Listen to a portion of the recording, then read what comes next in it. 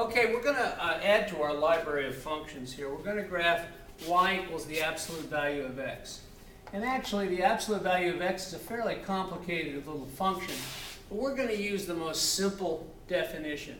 And that is, the absolute value makes it positive, so to speak. Any number you put in there, if it's already positive, it leaves it alone, but if it's negative, it makes it positive.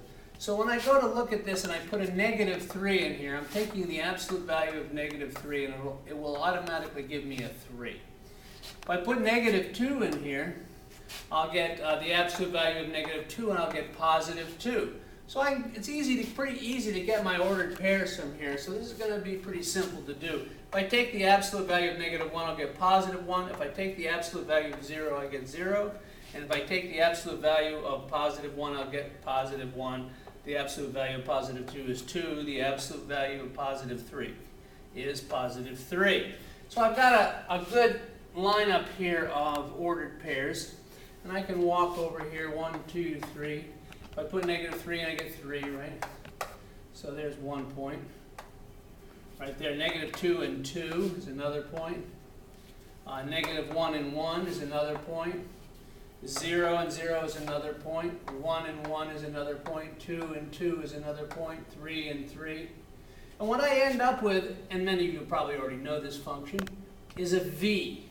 The letter V, so to speak. I'll make it a little better there. And if you put it in your calculator, you can confirm that this is the way it looks.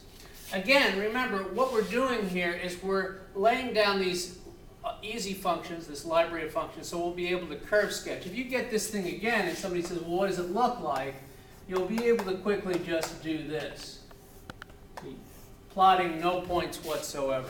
That's what we want to be able to do. But we have to at first just see how it's done. I want you to see what's happening. Okay, the next function we're going to add to our library is the function y equals x to the 3rd power. Okay? And of course, I've got a set of points here, x's. Obviously, this is arbitrary. I picked these out, but I know which ones to pick out to get the general shape of a function. And so we're going to have a fairly good idea of how this is going to behave with just this 5 points. If I put it -2 into here, what I'm doing is putting -2 and I'm cubing it. And of course, if you take -2 to the 3rd power, -2 times -2 times -2, you'll end up with -8. You'll end up with a negative number. Okay? So taking any number, negative number to the 3rd power, you'll end up with another negative number. -1 to the 3rd power is -1. Of course, 0 to the 3rd power is just 0. 1 to the 3rd power is 1.